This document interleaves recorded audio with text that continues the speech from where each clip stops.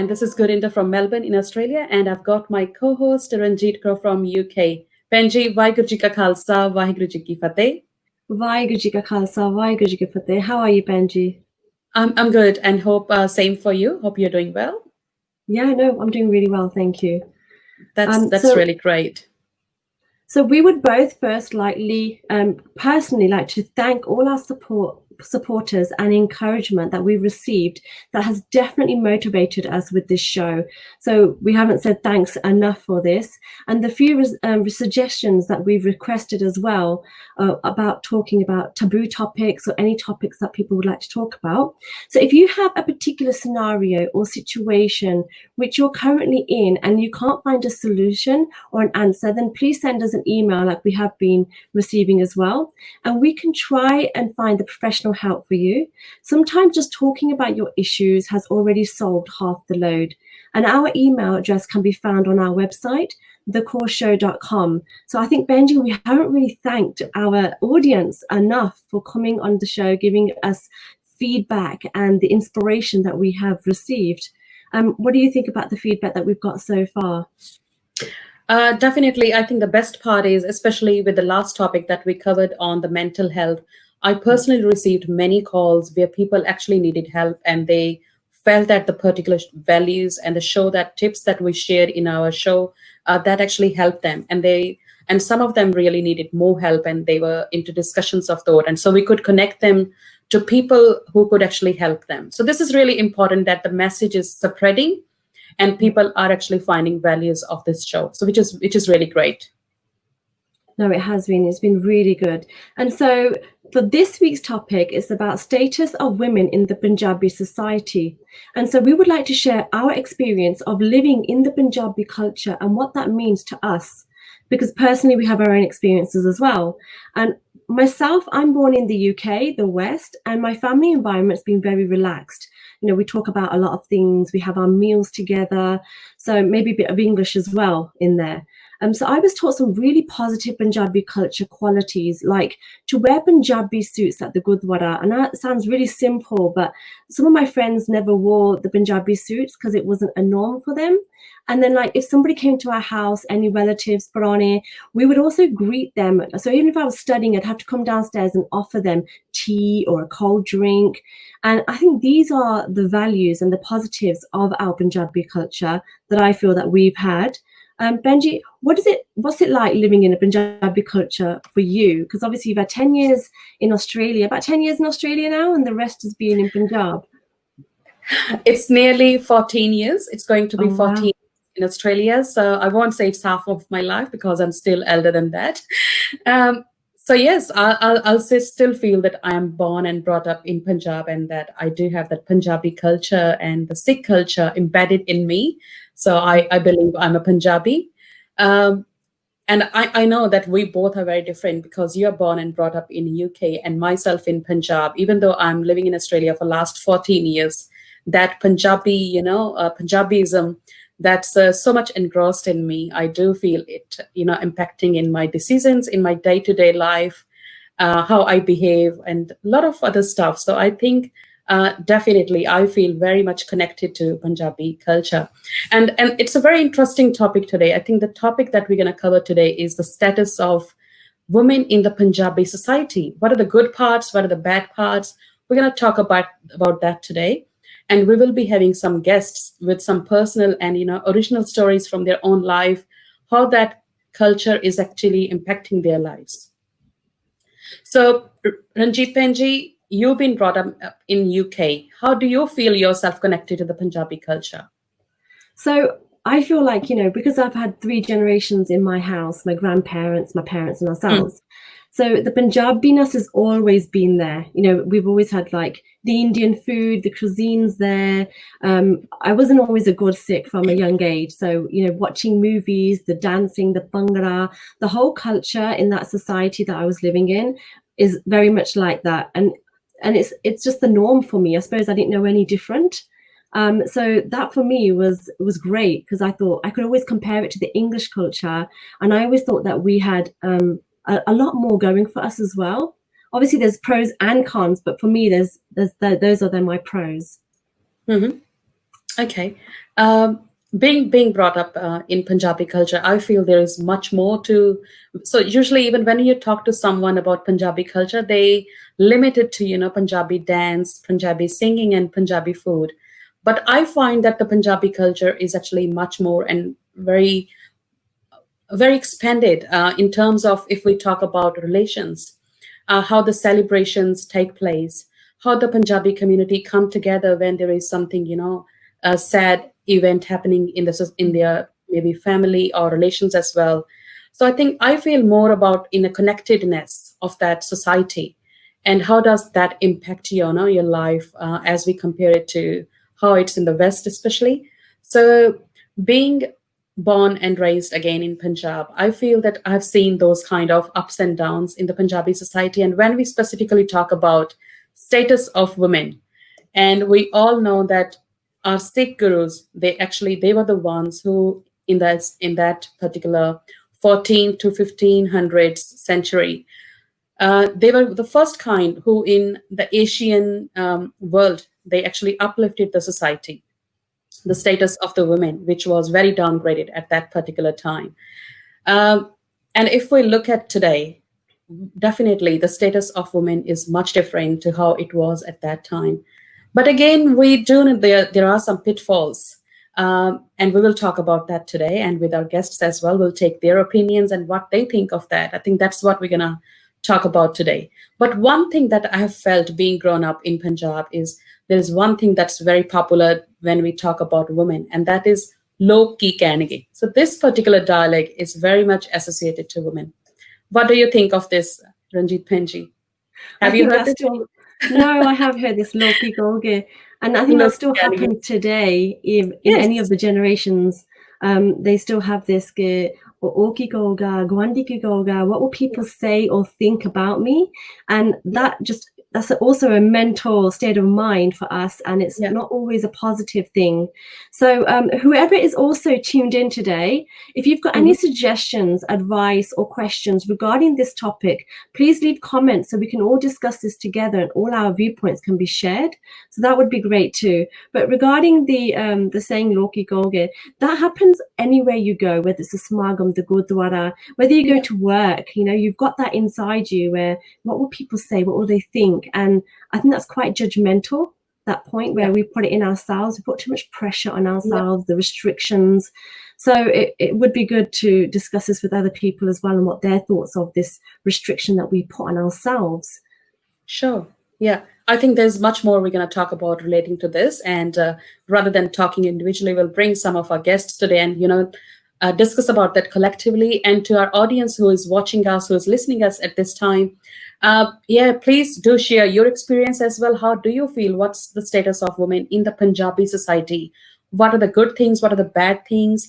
What we can learn from the maybe other cultures, and what we can give to the other culture. So please share your opinions in the comments as well as we bring our two guests to start with. And we have Dipin, and we'll be bringing Jaspreet to the show. So welcome, Dipin and Jaspreet. Thank you very much, Gurinder and Ranjeet. Welcome to the show, Benji. Thank you. Hi, everyone. I'm sorry. I think I'm having a little bit of internet issues here. I'm not quite sure why. But if you can hear me, hi, I'm Jaspreet. Yes, we can hear both of you. It's fine. It's working fine for us. So welcome to the show. Great. Lovely. Thank you. And if you can tell us a bit about yourselves, that would be great as well, please, for the Sangat, so they can know who you guys are and where you're from, your background. Yeah, if Jaspreet, you would like to start? Sure. So my name's Jaspreet, and I was born in Singapore, raised here in Melbourne, Australia from the age of 8 years old. And I've been here for, this is at risk of sharing my age now, but I've been here for 30 plus years. And it's been an interesting ride in terms of the question you were asking about the Punjabi culture. I'm not sure that I necessarily feel very Punjabi, but I definitely feel very Sikh, always on the journey of learning and on the path of becoming a better person on a daily basis. And yeah, I think just having been born and raised outside of Punjab, but now in Australia, having so much more exposure to people from India and from the Punjabi culture, I think it's fair to say that there's a little bit of Punjabi culture that does transcend generations, and it does come through in whether it's in our food or in the way we speak or in the way we interact with people as well, and certainly how we celebrate key events in our lives. And so, Benji, when you say that you was raised, it was in Singapore. And so what was the Punjabi? So you say you didn't have much of a Punjabi culture. So what was it like for you over there then? Yeah, it's interesting because whilst it's not necessarily Punjabi culture, our family is very big. So a bit like yours, Ranjeet, Benji, it's growing up with my Bapuji and Bibiji and all my Chachajis and Chachijis and Buajis and Fufurjis and cousins and all the rest of it. We have a very large extended family, and having the multi generations living under the one roof. I think one of the real advantages in all of that is to really feel connected and always feel like you've got someone having your back, which to some extent when you do look outside, it's people can feel very lonely and isolated, whereas for me, I've never ever felt isolated or lonely, and never felt like as if there was a problem too great that I can't tackle on my own. So I guess from that perspective, that that sharing, as in some instances possibly a bit of oversharing, but the sharing actually does allow for just greater unity and that feeling of safety and security to some extent. Awesome. That's great. Thank you so much. And Dipin, would you like to talk about yourself, give us an introduction for where you're from, your background? All right, I'm mute there. So firstly, I just wanted to say thank you so much for bringing this forum. The Kaur Show is absolutely fantastic. And it gives a platform for Sikhs around the world listening and participating in the matters that concern them. So really, really well done. So I've been very fortunate to be brought up in different cultures. A very brief background from where I am. My parents are from Delhi, but they moved to Iran around the 1974. I was born in Delhi, but then brought back to Iran, and then the revolution started, and we were then kicked out again. But my parents then moved to Kenya, and I was about 2 years old then when I first arrived. So I'm probably calling myself the second generation Kenyan. My friends there are actually third and fourth generation predominantly. So very close to the Indian culture, very close to the Punjabi culture, as well as Sikri, because, it was fresh in my mom's mind. So whatever she taught us, we've learned it from her. But then, and we traveled very, very often to India to visit my grandparents. And it was usually November, December. I remember we would celebrate Guru Nanak Dev Ji's birthday in India, so it was a very huge event for us as well. So that got us connected to the Sikh, culture and the Punjabi culture. But then back when in Kenya, there's a huge population of the Gujarati in the Muslim community too. So I found myself being influenced by their culture too. My friends in school were a mix of everyone. It was so beautiful. I mean, we celebrated their culture celebrations. We had their food, and we learned to speak their languages. In fact, it became such an integrated that I wouldn't know what the difference was of what a Punjabi community did and what was pretty much the same. I didn't know any different, and then it developed a sort of a unique Kenyan Asian identity. And it's the food as well. Like Jaspreet mentioned, the food that we associated myself with very much a mix of Gujarati, Pakistani, Kenyan food. The Kenyan food itself was intertwined with, our Arabian and Goan cuisine. So, and then my parents picked up the Iranian food as well from back when they were living in Iran. So I didn't even know anything different. So I only found out, it was really a funny story, if I can say, but I went to sorry, I might interrupt you here. Sure. I just want to be, because we have got multiple guests today. So I'm going to just be very quickly. Yes, I want to bring back on the topic this discussion so that we can carry on. So the things that we're going to discuss today is about the status of women. So understanding that most of you, so three of you especially, are not, you haven't lived much in Punjab, or, but you're closely connected to the Punjabi culture and Punjabi relations as well. So the people around you are from Punjabi culture. So probably I might start with you, Dipin, and just ask you, you're from Kenya and you have lived in Australia. So you haven't lived in Punjab especially, but you've got a family who is connected in one or other way in Punjab. How do you find, like, still being connected to Punjab? How do you feel, like, how the Punjabi society treats you? How much, like, anything surprises you, or is it like looks like normal? Yeah, and that's what I was coming to. The food, like I said, was very different. The community that I was dealing with was very different. So when I came to Australia and got married to someone from Delhi, I got more connected to the Punjabi community, and I got to learn more about them. Definitely there was a huge judgment, which I didn't find when I was living in Kenya. Definitely the fact that they were women who were new to the country, who were trying to find their feet here, but it was easy for me to integrate, but then they weren't. But I also found there was a lot of judgment towards myself, because I was more probably open in speaking up, or open in having more discussions than you'd find otherwise. Women are very meekly, they wouldn't want to discuss anything, or usually want to talk and say gossip about other women. That was the thing that I found that I wasn't able to connect with. Yeah. So the word that I picked up from you is like being judgmental. So you found that Punjabi people were more kind of judgmental. I did, yeah. Okay. We just got a connection lost with Jaspreet. She's back. So Jaspreet, I hope you might have heard the conversation. Okay. So what Dipin just mentioned. Sorry about that. That's okay. That's okay. All right. Okay.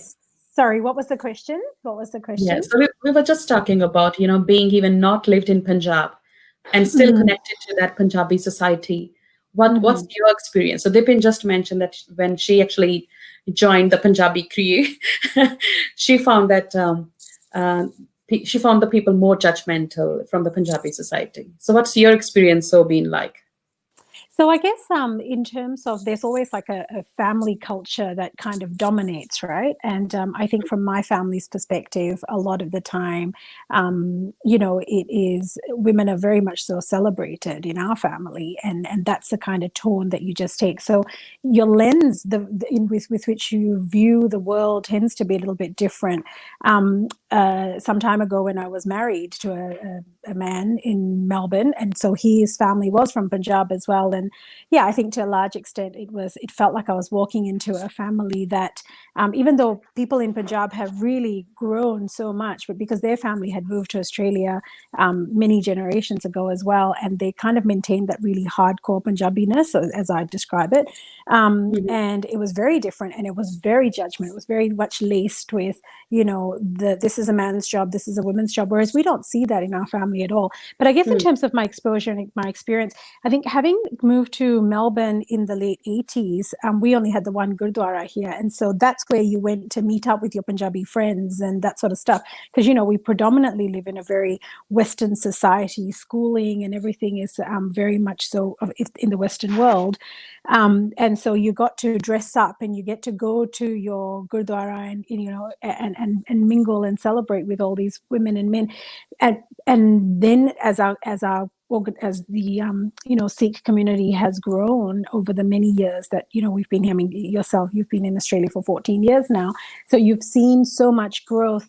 I think there is a little bit more celebration of being Punjabi and being more aware of the Punjabi cultures as well, and I think you will tend to find you find that there are a lot more opportunities to have these types of conversations. I think it's also a generational thing, right? We are more open to having our voices heard and being part of the conversation, right? To try and like steer the steer it in a different way. When you speak to, I see the differences between my Bibiji and my mom, for example, right? And my Bibiji is a beautiful woman, but just some of the things, like you were saying earlier, loki ki kahenge, right?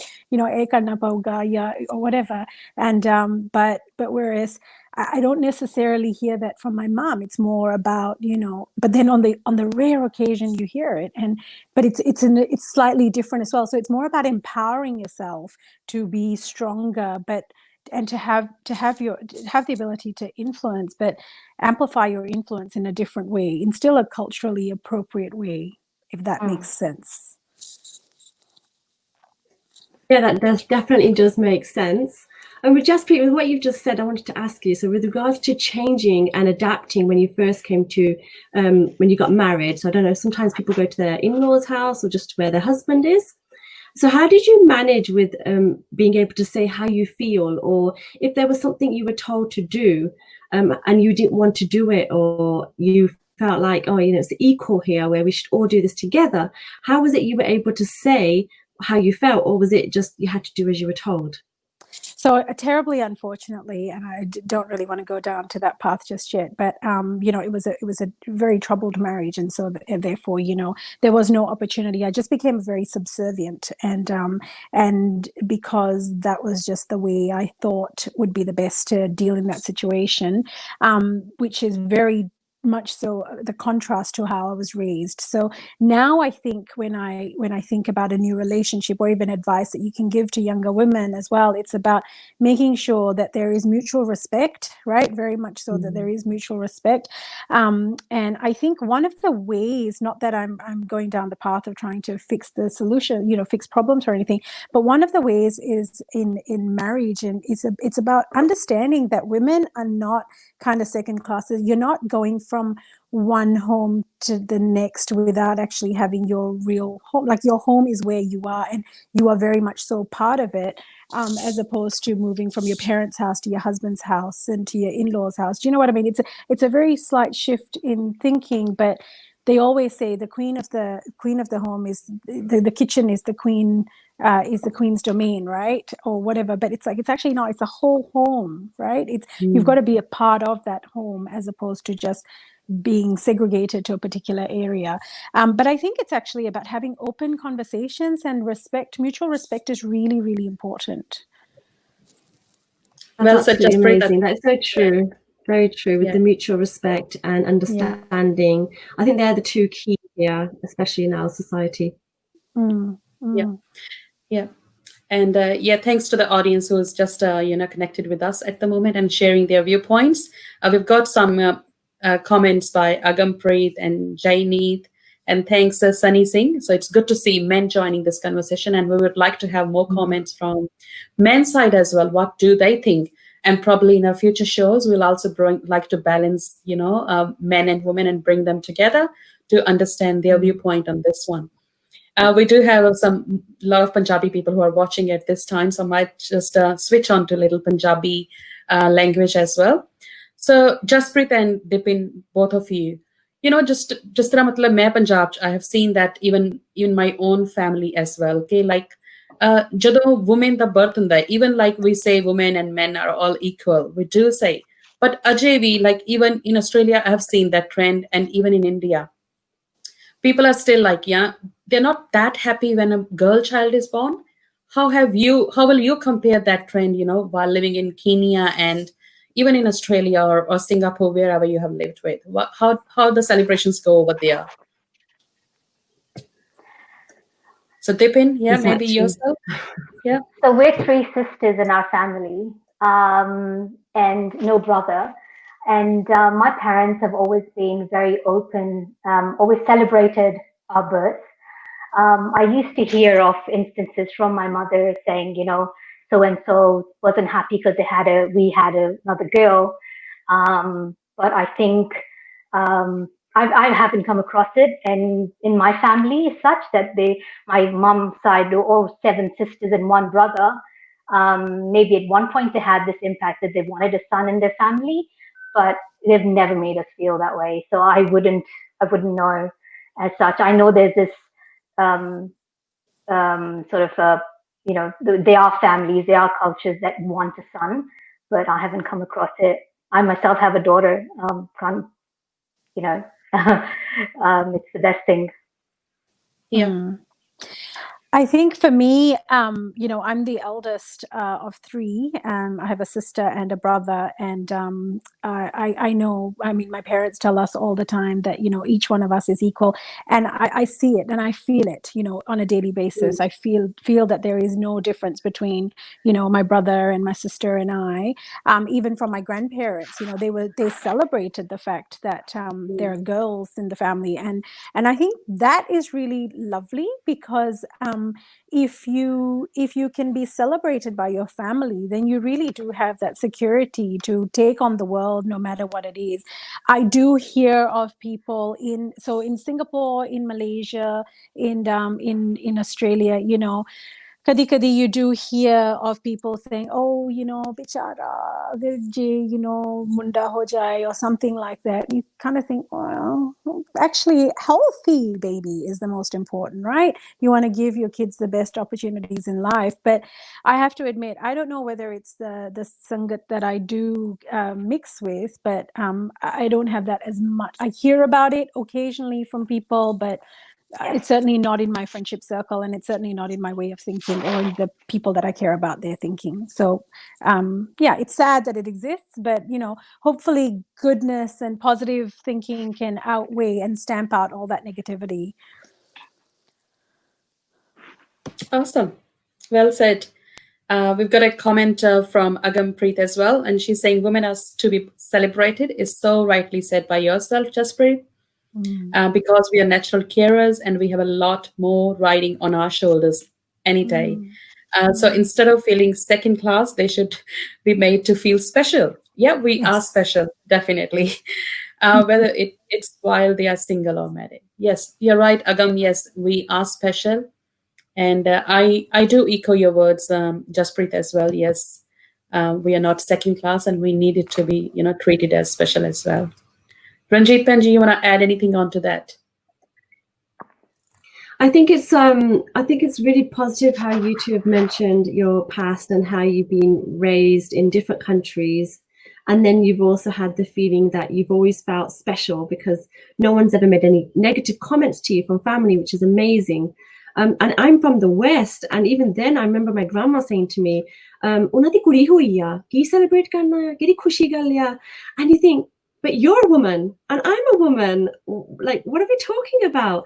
And I think it's just sometimes you have to speak out to them and say, "Zamana badal gaya. It's not like that anymore." Yeah. And then that's when I think we realize as well that that's not how we should be thinking. After you get to a certain age, we think that's not how I want to be. Even if my family members are like that, that's not how we should be.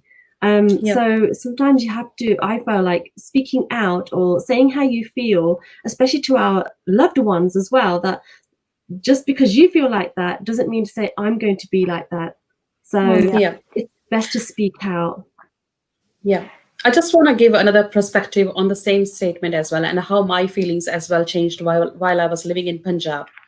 So I have seen quite a few, elderly women who were like, not very happy when they hear about someone actually having a girl child.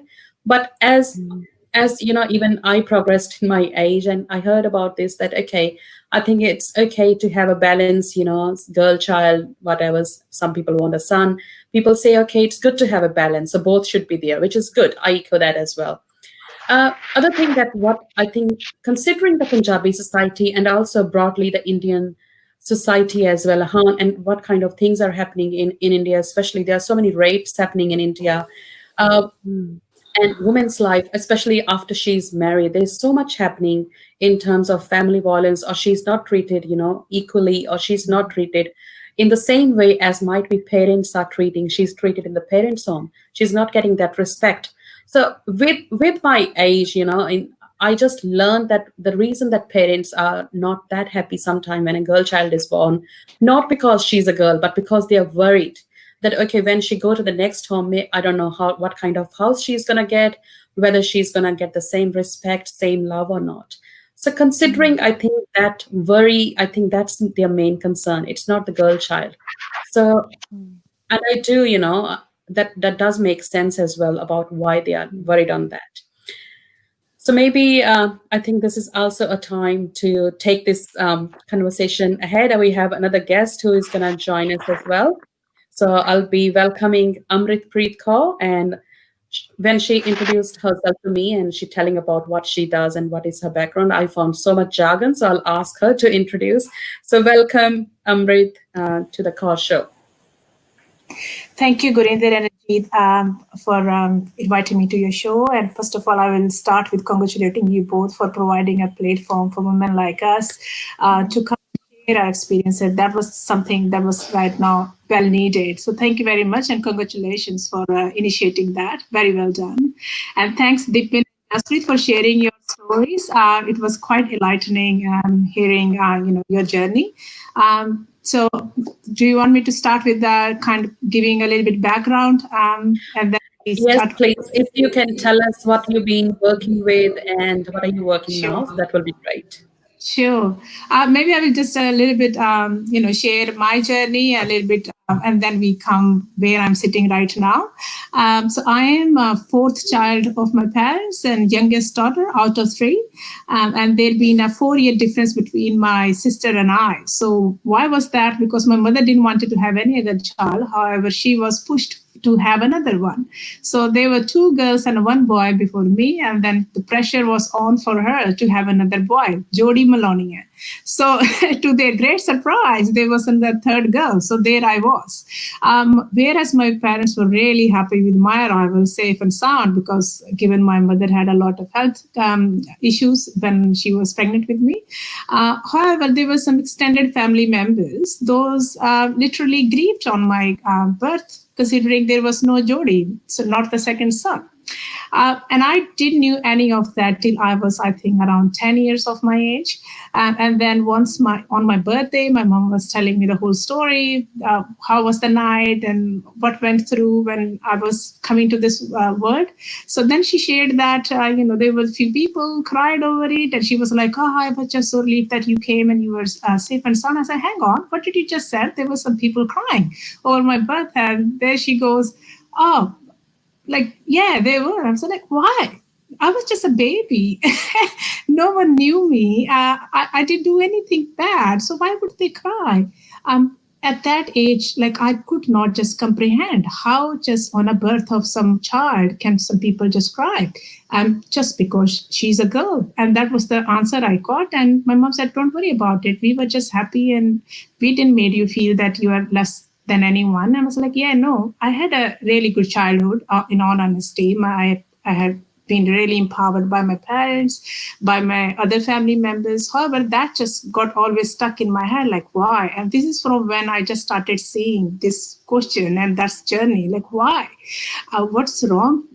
Just being a woman, and what's that kind of thinking is behind that feeding that reaction from people. However, I studied, I got all the opportunities, never had any issue from my family as such. I never had any bad comments. My grandmother, my parents, they all were really supportive of me. However, a long story short, but I always seen people commenting from outside. Don't know why. That's another part of our society. I don't see and hear much from the parents. However, I see a lot from the society, extended family. Their concern was like for my father, how he had 3 daughters and he need to take care of them and how much of burden we are on him. So, and whereas my parents were fine and they were happy having us and we were loved, nurtured and cared for. So I always just didn't understood why a society would feel so much grievance for if someone happened to have more daughters. Anyway, so I went to college. Then I started seeing other things, the boys' subjectification and objectification of women and why a man on a road can just feel like passing on a comment on a woman. Why then the girls go back and say, don't you have daughters or your sisters or your mothers at home? And like I said, look, what's the difference? Why we just can't be respected, not just because we are someone's sister or mothers or daughters, why we can't just be respected for being a woman. I don't go and whistle on a boy. Why men get to have all that respect and I don't? And then what's that right is missing here? Like, who is giving that privilege to them to do all that and get away with that? Whereas I'm not allowed to say that publicly because I will be looked upon as creating a scene and besharam. However, he's doing all that and he can get away with doing all this. It just didn't make sense. So, however, this is how, even though my sector was IT, but I was very much got passionate about it and started seeing more and more difference in treatment of when it goes men and women. So I'm going to call a big elephant in the room and call it out. So we are in a Punjabi society. There are so many good things, but when it comes to gender, we are treated as and considered as a secondary citizens. We don't practice the rights and everything. We are seen as properties. So the language, the rituals, all kind of impose that on us from a day one. All the other, celebrations. If we look very closely, for example, like people don't like that. And now I have seen some friends even sharing on Facebook, trying to change that, which is great. Raksha Bandhan, Rakdi, okay? Some people say it's not a Sikh ritual or a celebration or anything, but we do celebrate. So the reality is that. So a son or a brother who is 3-year-old will be getting a rakri tied on from a 20-year-old sister or 18-year-old sister, just to, again, enforcing the idea as a woman, we need protection from men. From where? From another man as well, which I find irony of things and funny. So from that, started looking at kind of evaluating all that. And then I started to study further and try to kind of bring my passion and marry with my profession. So my profession being from last 14 years is working around women's rights. I am from a health promotion and community development area. So right now the work I'm doing is around bringing that gender gap and that equality from societal and from policy level. So it's not just an individual issue, it's a very hierarchical from multi-dimensional, multifaceted issue. So it can't be just from a single person's thinking can be resolved, but yeah, single have so much power, we as individuals, and I believe in individual collective activism. However, there are so many other things that we need to be taken care of. So this is where my passion and my kind of career and my work lies in. That's absolutely amazing. I love this. So when you say you're working in this, what type of strategies have you come up with work with the making equality for men and women, as trying to make it as equal as we can? Yeah, absolutely. So many of the things that we talk about is empowering women, which is great. We need to empower them economically, socially, individually. But however, what missing part of the puzzle is we're trying to empower them to live with men. So what we miss as a society is to empower women, men, how to live with empowered women. So this is where a lot of clash happening right now. So now my current work is a lot with working men, how to empower them to live with empowered women. So that we have this, kind of collective and cohesive society. And a lot of the other issues like family violence or violence against women in general comes from a perspective where men feel threatened when they have in front of them an empowered woman. So now my work is going towards making that kind of bringing to a home for men that empowered women doesn't mean necessarily a live threat in front of them, the privilege, and then kind of trying to define all that and trying to manage that kind of fear that they have in them. So it's a fear of unknown because they don't know the way they've been brought up. That's another interesting thing. The way they've been brought up, they just brought up, they don't know how to express themselves. They are not as emotionally intelligent as women. However, we've been put in categories. I was reading some comments, someone said we're naturally caring. Men are naturally caring as well. However, that part of them is not being nurtured by society. So we define men do what women do. When we define men, we define them to be not to, show, do not cry like girl. So when we do that, what we're trying to do is we're trying to make a very, in a so-called tough man who does not know how to express emotion, who does not know how to, have a, firm, but you can have assertive communication, how to negotiate. They just know how to kind of aggressively push themselves in the situation.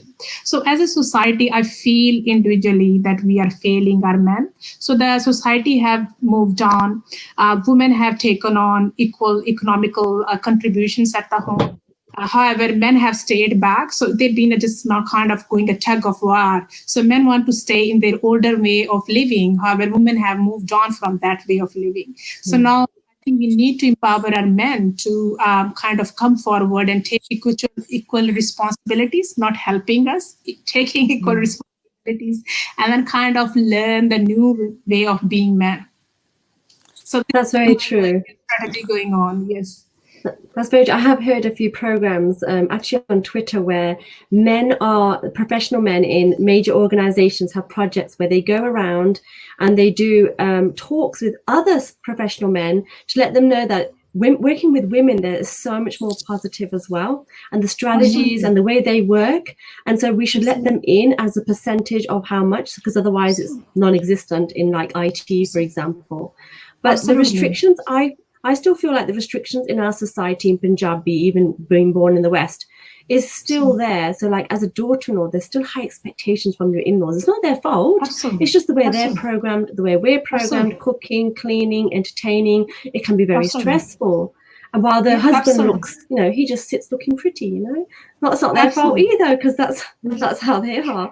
But these are like typical scenarios, and I think it's relaxed since my mum's generation, where they were told like what to wear and when to eat and where to go to work, and situations like that have drastically changed. So I think we should feel more lucky that we're more free and we're able to discuss these matters. And there's a lot of like therapy out there. So if anyone needed any help, you can actually reach out to help in the Western world. We are able to have those facilities there. So, but I think educating the men, I think I like that. Yeah.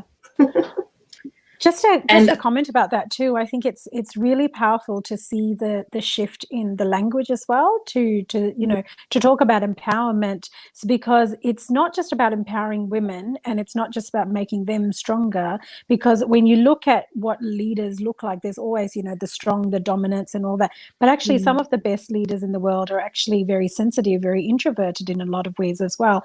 And that they generally tend to be kind of female qualities, if we want to gender stereotype them. But I don't think that's relevant or important anymore. It's about understanding that actually both are equally important, and we don't need to stereotype them from gender based on any genders. Also, I think I loved what you were saying, Amrit, about the fact that if we empower men to also understand that it's not about helping the woman, it's actually about equal sharing of responsibilities and the workload, then I think that is where we're truly going to see progress in our society and in our community. Because just hearing what without being critical, Ranjeet Benji, but you were just referring to, you're saying we're very lucky now. That luck is something that I think we are very blessed, but I think what we're truly blessed about now is the fact that we can actually have these very open conversations, and that makes it a lot easier. So we have to be really careful with the kind of language that we're using as well, because it's got to be all coming from a place of empowerment and positivity as opposed to stamp out the negativity. But I love this forum, and I think I 100% agree. It's brilliant, and thank you both for the opportunity for giving us the ability to share. I'm reading some of the comments coming through, and it's really wonderful. No, thank you so much for joining us. Absolutely. Sorry, Benji, what did you want to say? Just I wanted to say around the unpaid labor or workload, which I define as what women do every day in the household. We always hear that women used to stay home and then men used to work. What we don't, I think we need to change that word, saying women used to contribute and do unpaid work at home, and then men used to do what translated into money. Now there is current research in our Victoria, in Australia, Victorian state, as per the numbers, 205 billion 205 billion is equivalent amount of work, unpaid work that women been doing in Victoria, just in the Victorian state of Australia. So if a woman is cooking, and if woman is cleaning, and if we divide all those duties, so how that number comes up, and if we hire a professional to do all those jobs, it's funny because I was talking with my husband about that, and he said, "Oh my God, I cannot afford to live in that way then, if I will be hiring a professional to do that." So I think now our responsibility is to just highlight all those contributions that women make. So we are being a good woman and a good housewife or a good wife or a good mother. We are doing so much work towards our economy, and that need to be recognized. So 205 billion is a very big number if we talk about. I think if we going forward, so we need to, kind of translate that into number, in the money, so that the men also feel if they are contributing, they're contributing as well. It's just not something out of goodwill. And then one thing before I just, I think Gurinder want to say something, I'll leave. As Jaspreet said, we should not just think that we are lucky. Something that we 5 of us have common on this today is we have this sense of privilege and kind of a privileged, I would say, upbringing where we had chance of study, education, and now kind of we are empowered enough to come and share and express ourselves. However, the reality these days, a lot of women still don't have that, regardless where they're sitting, whether West, in Australia, or even back home. So a lot of women don't have those voices. So us as a new generation, those who have these platforms, we need to be really mindful with our language and the messages we put forward.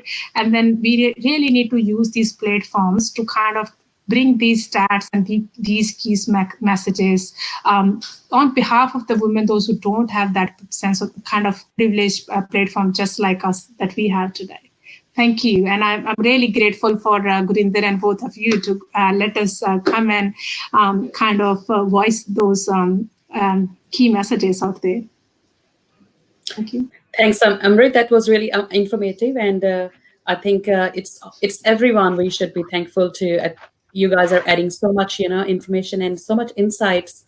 And you have shared a very, eye-opening figure, 205 billion. I don't know how many zeros are there as well.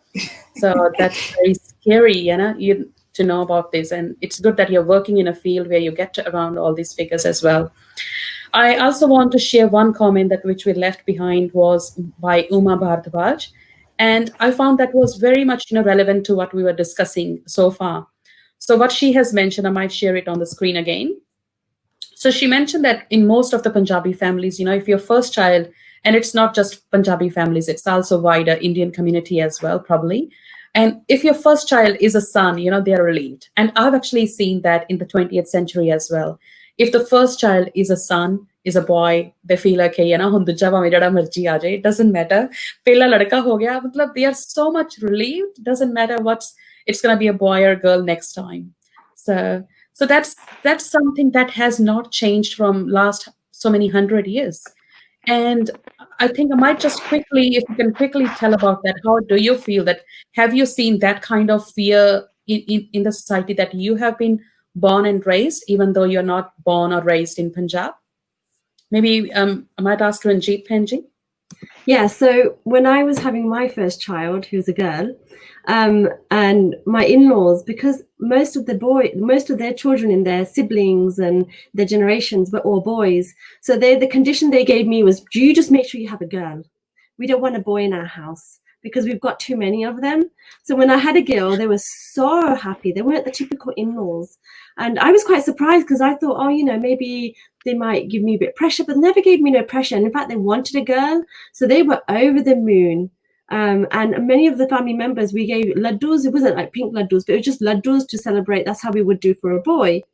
I don't think we gave laddus when we had a boy, but but for the girl, we definitely celebrated. And my in-laws were very, very happy with this.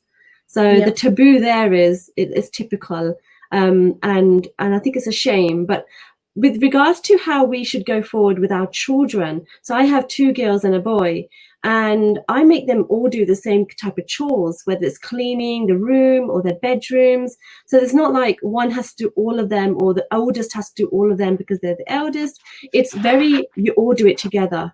So then they have no difference in the way they are raised.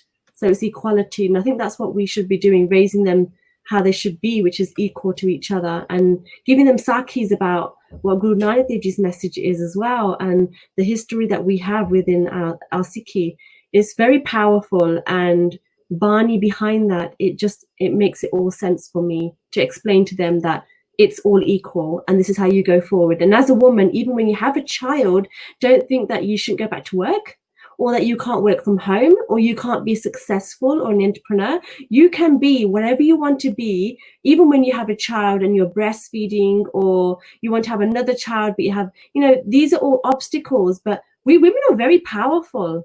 We're very powerful in what we want to do. And I think that's the power of it. So men are backing us if we allow them to. But I think, again, I'm very lucky because I have a husband who is supporting me, and maybe I've trained him well. I don't know. Yeah.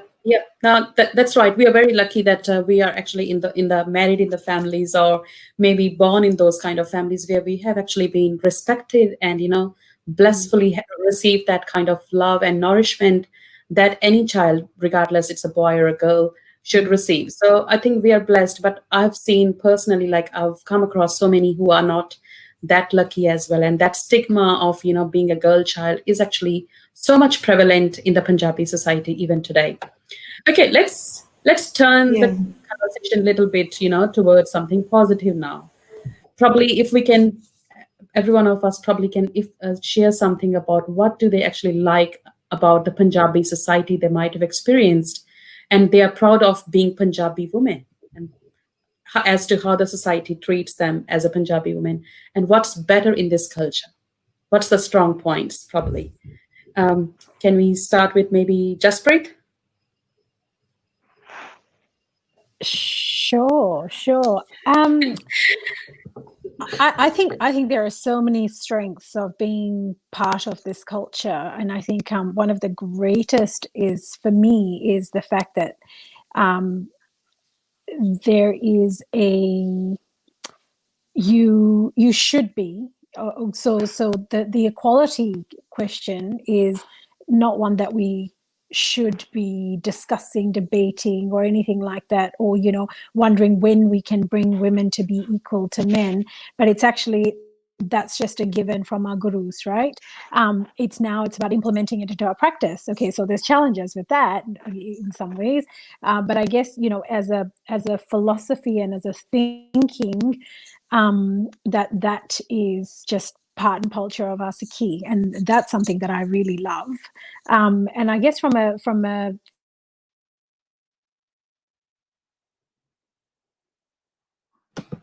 looks like we have lost connection with Jaspreet. Maybe if we can continue with Dipin, and in the meanwhile, we'll try to get Jaspreet back on the line as well. So Dipin, what's your say on this one? Yeah, so like Jaspreet just was pointing out that the fact that our gurus have blessed us with so much in terms of already shown us the way that how it's supposed to be in terms of the balance between the woman and the man, and how we're supposed to go out. We have had beautiful, amazing women in our Sikhi in the history, that like my Paguji, and we've got strong women, and I think we need to take that the vibe from them, and what they've achieved in their history for us, and go forward with that. And if we know that strong women is where we've come from, then we should have the strength to then we can endure anything going forward. And this is for the women who are actually having problems as well at this point, where they're not being accepted or they're not being respected. There's that, it's just that knowing that, this is where you belong. You're the daughter of a king, and that's what gets me started, is that why do you bring yourself down to a level where when you were the daughter of the king, you shouldn't bring yourself down. And if you know that, if your father, for example, was the president of so-and-so country, wouldn't you be so proud? So that's the thing that I sort of instill in my daughter as well. You know, you're a strong woman. You're a strong girl going to be a woman. You know, this is your history. Don't forget that when you go, and you know, you will have challenges. We all have challenges in life, but it's knowing where you've come from and knowing who you are is what makes it even worthwhile. Thanks, Dipin. That was really, very insightful. So we haven't got Jaspreet back yet. Probably we move on to Amrit.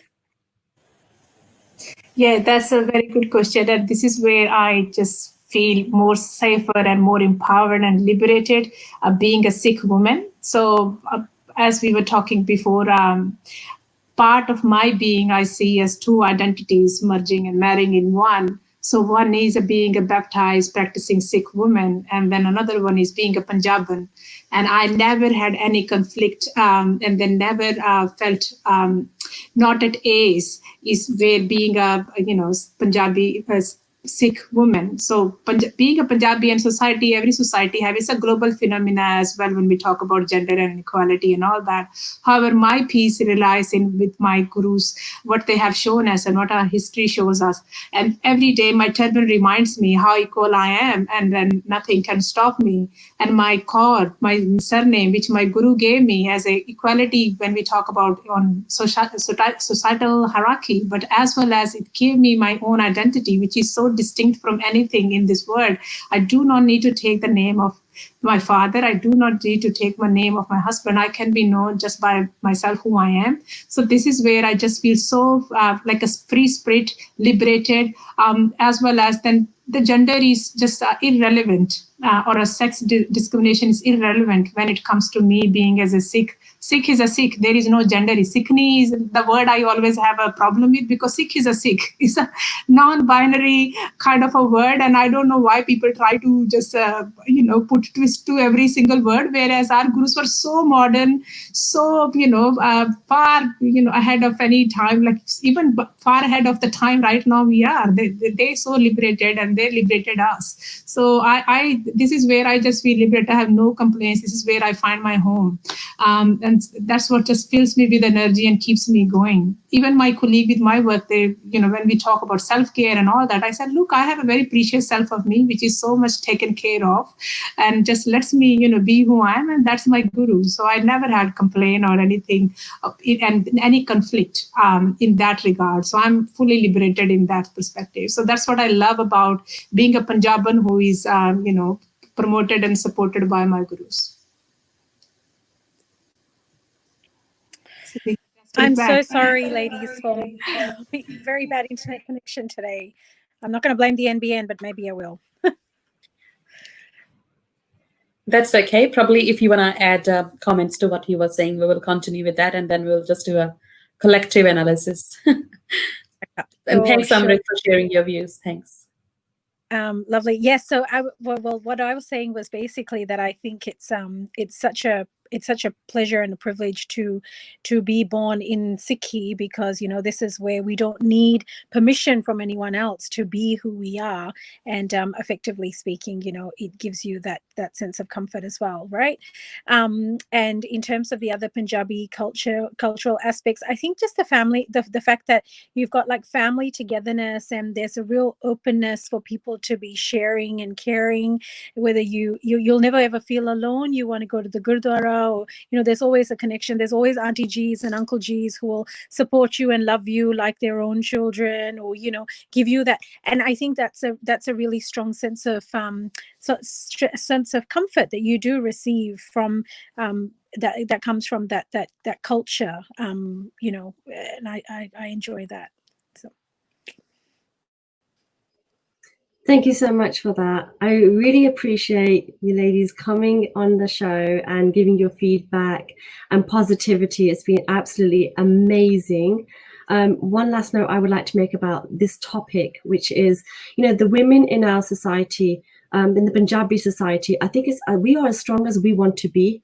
And I think even if we get comments or we have that feeling or vibe of other people making comments, I think we should still stay strong because we've got such a powerful history.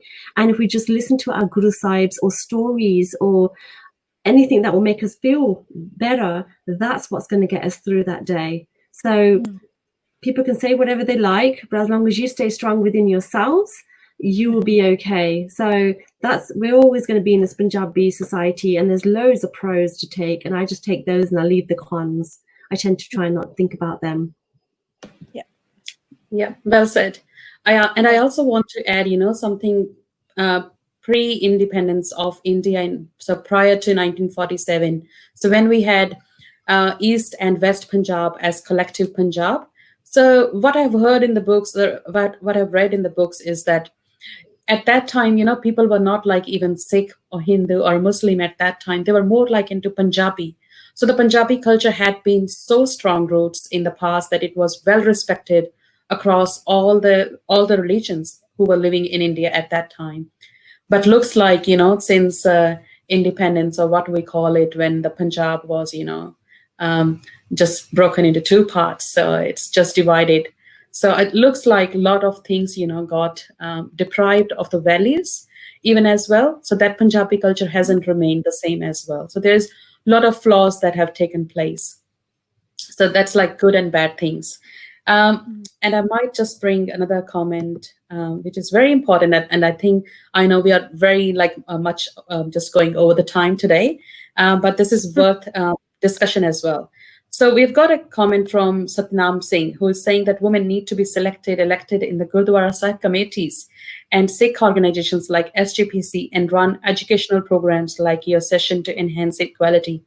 And I think this is really a worthy comment to be discussed today as well. So even talking about the Sikh equality taken into Sikh religion, or even the Punjab, and saying men and women are equal, we don't see the representation of women at the levels that they should be. Even though women are so much economically independent today, they are so much ahead of men in many aspects of life. They are, financially strong. They are more and well educated, well settled.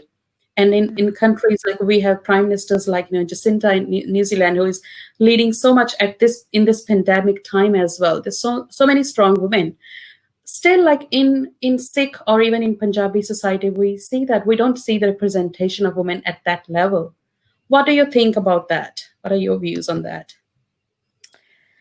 100%. I think it is really important for women to be represented in in committees. I think the SGCP or SGPC, as well as even the Gurdwara committees locally, they bring a very important perspective that is often overlooked by men.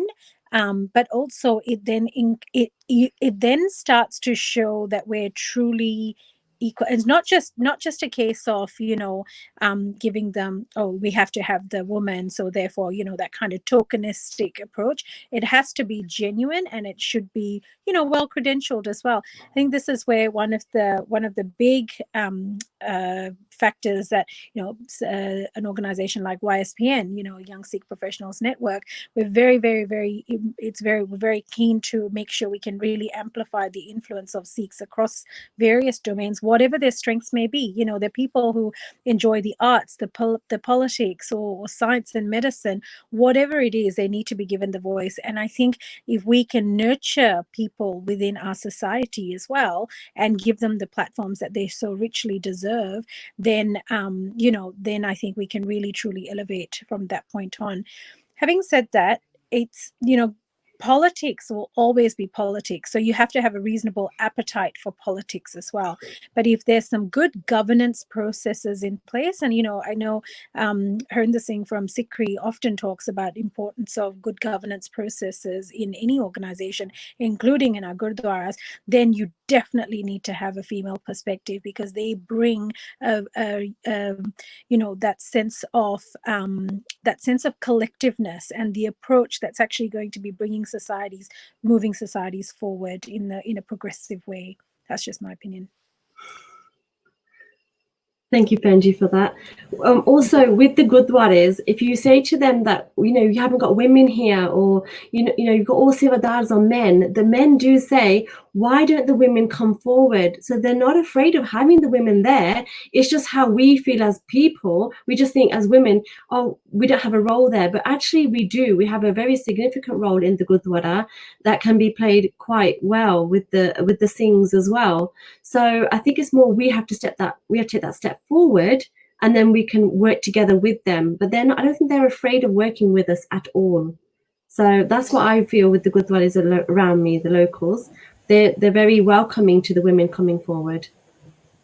And absolutely, Ranjeet, I agree with you. I think that Gurdwara committees will also benefit by representation of women. The perspective that we will bring into the committees will benefit the overarching governance model as well. Some of the issues that we are kind of observing, I think some of them can be settled just by having equal representation of women up there and having our perspective up there. Either we represent and kind of put our issues or opinions or our suggestions up there, or either we can sit home and just complain about it. However, there need to be some revenues, some entry points for women to get in there. There have been some women, those who tried. However, there is very patriarchal system in place right now, which is very hard to break in to get in there. So there are a few walls that need to be broken. And absolutely, I think the very first point of discussion is how we do we need it? Yes, we do need it. And now the next question should be how we do that. Absolutely, there is no question about should be there or not. I think we should be totally there. It's just question of how. I think Gurinder in between us sits on one of the committee, and she's doing an amazing job. But apart from her, I'm not sure if there is any other female representative in Victoria when we talk about Gurdwara committees. Yeah, I mean, I like to add that we talked about the women being on committees and so on, but if we go into our Gurdwaras, right? I mean, what I have not seen is women sitting at doing part in the front of where you go to Gurdwara and Matha Tek, or you don't see women do the chore sahib, and I'm not sure what the reason is behind that, or they're not. It feels like they're not welcome to be there, or they're not, what the reason is behind this work. So I think we need to start with that. I know there are women, who have, their own groups and, they're doing their own part and stuff, but in the Gurdwara, we don't see that. And so, yeah, that's something we need to start off with, rather than, starting off with the political side of things, having to see women doing the things that men do at the Gurdwara. That's something missing. Yes, women will be leaders in the kitchen, the community kitchen, knowing what langar has to be cooked and all that stuff. But what about what men do there? Why can't the women do is what I would ask. Yeah, I think very well said, Dipin. I think that's very, very true as well. And I have seen, not myself, I'll say even Amrit or Jaspreet and Ranjeet, Benji, you all would have seen that we have been organizing camps, and it is something natural that what we do is when we, allocate all the duties, we know that, okay, women, and here we might have few men as well, but we feel that the core duty is of the women. And, Chor Sahib and all the other kind of main, like Darbar Hal Seva, will allocate it to men. I think it's been just happening naturally. Maybe we are responsible in that as well, like how this is happening. So we have all experienced that. How's that in UK, Benji? So in the UK, like, I'm going to go Gurdwara after this show, and I think more than likely it'll be a woman on the doing the Seva of Bani. So if there's a Khandpad Sahib going through, there'll be definitely a woman doing Seva. So I've actually seen a lot of women do Seva here. And I think it's the older women do it because they haven't got like nyane or kids to run around after. But I think, like, even myself, I would do rol. And when we have our own programs, I do the role at the end as well. And the Jar Sahib, I try and get the children to do Jar Sahib because then they can be involved and, not get them running around, but more involved in the seva. So over here, you do see a lot of the women forward doing not just langar seva. Langar seva mainly here is like you've got the langari, who is a man, a gentleman, who will be doing the seva, who's got the main duties. But women are definitely in the kitchen, in the correct. Yeah, correct me if I'm wrong. I think in UK there is a bigger, like, the society, the Sikh society or the Sikh community is actually very larger as compared to Australia as well, and I know that there are many Gurdwaras which are already, nominated as this is like AKJ Gurdwara or this is like a Taksal Gurdwara. There is already so much politics. What I've heard, I don't say that I'm 100% right on that, but that's what is my thoughts on that. And when we say role seva, I do understand even here, like many women participate in that. But imagine like when a full-fledged darbar is going on, so say 500 or more than 500 people are sitting in that particular main darbar. I have seen like men will just go on to, do the chore sahib seva, but we never see like a woman actually just, getting up and doing the chore sahib seva and taking that ownership. I think that's where probably we think there is a kind of reluctance that's coming up and kind of, thinking in your back mind, okay, look, kiki kange, maybe someone will notice me, I'm doing something different. So there is that kind of little fear that's, in the backstage of the mind. I'm sure that actually, sorry. I was just going to share one experience in our local Gurdwara. It used to be smaller Gurdwara, and then it used to be more, I would say, how it should be. So women would go and do the Dek Seva, they will do chores, Seva of chore, even though if the whole full-fledged Divan is going on, women will go and do Kirtan as well. So some of those duties are still, even the Gurdwara gone bigger, are done. But recently there was a little bit, 3 years back, issue with they would not let women to do chore seva when there is divan happening. So I don't know where that thinking coming from and what's the justification they have. So because of that, sometimes when women witness and experience those things, these becomes our subconscious thinking. And then even though the Gurdwaras, those are progressive and do not have any issues of that nature, then still women are hindered to get up and go and do that because of the bad experience and the bitter taste they have in their mouth because of some of the other Gurdwaras, for which I feel like sometimes this, as per the Sikh religion, is so liberated, so progressive and feminist in its way. I find it quite hypocritic of people to then go and then just go against it and claim that that's a religious practice, which is not. And this is what I don't know how we start a conversation around what movement need to take place to address that it do happen. And that's not Sikhi, and that's quite hypocritic of us letting that happen, which is against Sikhi.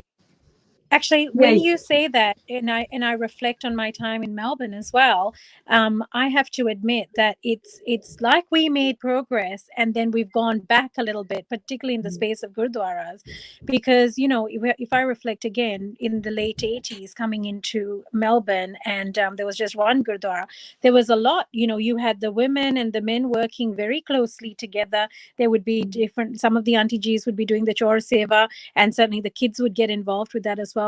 Then when we transitioned into Blackburn Gurdwara, this is before we had the screens with the translations coming in all the time. With what at the end of the Hukamnama, actually one of the auntie Gs had asked me to go up and read the translations out of a very specially designed book with the beautiful translations. And I never felt shy or embarrassed. I didn't feel like as if I would be uncomfortable in doing that. And partly it's probably because growing up, I was doing kirtan in the Gurdwara. And, again, like I've spoken earlier, in our home, it doesn't matter who you are. Like when we do part at home, we've got Guru Maharaj at home. And, my mum is the one who always leads all of the part and seva to do with Bani. And, of course, dad supports and Bapuji and Bibiji and all the rest, but mum very much would lead it. So it's a no-brainer to see women being part of that. And we certainly saw that happening, certainly at Gurdwara, in Blackburn Gurdwara, we used to see, the women were a little bit more involved.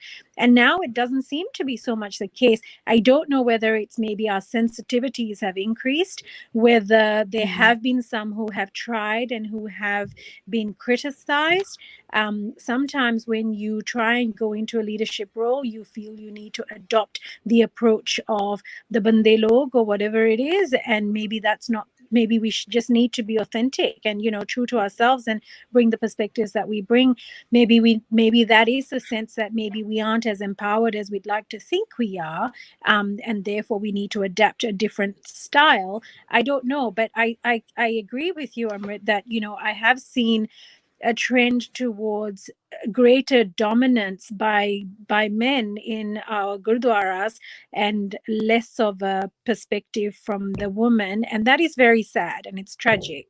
But I think it will change. I genuinely think it will change, and I think some of it will come because we are more readily accepting of good governance processes and, you know, respect for each other, and, you know, we feel a little bit more willing to, some women feel a little bit more willing to share and also understand that they don't need to be the loudest in the room to actually have impact. And I think that's where it will come. But it is a work in progress. But there's so much to be learnt from, you know, what Ranjeet Benji is just talking about, right? In the UK, we've got some family and really good friends in the UK, and you hear and you see how strong the women are internally, and also, you know, play a key role in the Gurdwaras and also in the upbringing of families and societies. And we need to celebrate that a lot more. We need to promote that a lot more too. I think this is a topic in itself, actually, you know, getting like even the next generation and scenarios of how we can help them, not just to become committee members or the Gurdwara owners, but more about how to get them more empowered in general, so they feel that in work, school, and outside as well. Because obviously there's other taboo topics that we would like to talk about, but not right now because it's not going to end. No. Yeah. It looks like women empowerment is the buzzword today. There's a lot of us always talking about it. And yes, when we talk about, you know, women doing and participating in the Darbar Hal Seva, I remember from my childhood times, you know, there was so much trend of like Sukhmani Sahib Seva Society in Punjab, like cities and even villages. Like in every city and every mohalla even, there will be a Sukhmani Sahib Seva Society that was run by the women. And they will do all the arrangements, they will do the kirtan, they will do everything from start to the end. And it was so wonderful, you know, that was an opportunity for women to get together, do all these, take all this lead and, you know, be participative and have, that was so wonderful at that particular time. But I think the more we're getting bigger, the more technology, I think that's impacting in one way or the other as well. Anyways, I think this discussion is going so good. We don't want to really end, but you know, time doesn't allow. We have already gone a little bit over the time today, and thanks to all of you. Probably if we can just have any last comment, anything you would like to say before we end this show today. Anyone, if they want to just add anything before we go. I just wanted to thank you, all the my colleagues, Dipin and Jaspreet, and as well as thank you so much, Gurinder and Ranjeet, for such a lovely topic and for inviting me to come and share. It's been an absolute pleasure to be here. Thank you so much. Keep up the good work. Yeah, keep up the good work. It's really good. Yeah. Yep, I have to echo exactly what Amrit and Dipin have said as well. You know, it's been a real pleasure and a privilege to be here and be part of this panel. So thank you very much for allowing me to share my perspectives as well. I hope I haven't offended anyone in anything that I may have said, but I'm always very happy to be challenged in my thinking. And so long as we can always move positively and you know, progress as a society. But to have this forum, to have this Kaur Show, I think this is absolutely brilliant, and I love that it's from all over the world, you know, from the UK and Australia, and I'd love to see Canada and the US get involved as well. So amazing start. Thank you so much, and I just hope this will keep growing from strength to strength. Thank you so much, Benji, and all of you. Thank you so much for joining our show. And the positivity and the empowerment that we've had here has been absolutely amazing. And I hope Sangat has also taken something away from this as well. And the feedback we've got today from the forum has been amazing. We've got one from Janie the Kaur. So we've got lots of feedback. I think Benji's been putting them in as we go along. So and we've also we've gone over the show time as well. Benji? Yes, absolutely amazing. So thank you, every single one of you. I think it was really amazing discussion. And just to wrap up this show, I think what we have just highlighted the points today. So we have discussed one full show on being judgmental in the Punjabi society already as well. So let's be compassionate. That's the root of, you know, our religion as well, starting with Bhai Daya Singh Ji. And that's the humanity, you know, it comes from Daya, which is compassion, and with compassion we become less judgmental. So let's, come back to the values. If we will be more compassionate, we will also be giving more respectful status to the women as well. We will be, kind. So there will be so many values coming along with just by changing one perspective of yours. So it's very important to change one point at one time. And thanks to all the wonderful audience who actually shared their comments today. And so let's work together and give the respect to everyone, not just women. I will say it's also about men empowerment as well. So let's treat everyone equally, give respect. That's very important. Ranjeet, Benji, you want to add anything before we leave today? Sorry. So this has been a really good show. Thank you so much all for coming here. The respect, I think the respect, the word itself is quite powerful. So we should be respecting each other, and where we can get help from not just men, but anyone else, that's where we should reach out to. And if you've got something you want to say to someone, don't hesitate, especially in our Punjabi culture, in our society, you should just say how you feel, but tareeke naal kehna hunda, like you say it in a pyar naal way, that, maybe we should be mindful, or, say it in a nicer way to them, because some aunties need to hear that sometimes, Yeah. So let's make this world a beautiful world. So thank you everyone once again. And next Sunday, 7 p.m., the Kaur Show will be bringing some more guests with a new topic. So stay tuned and be there. We'll look forward to your participation. And please visit our website, thekaurshow.com, for checking out our previous episodes and listening to the conversation, and also leaving any feedback or comments. So thank you again, once again, to all the beautiful women who joined us today. Thank you, and have a good night and a good day wherever you are watching us from any part of the world. Thank you.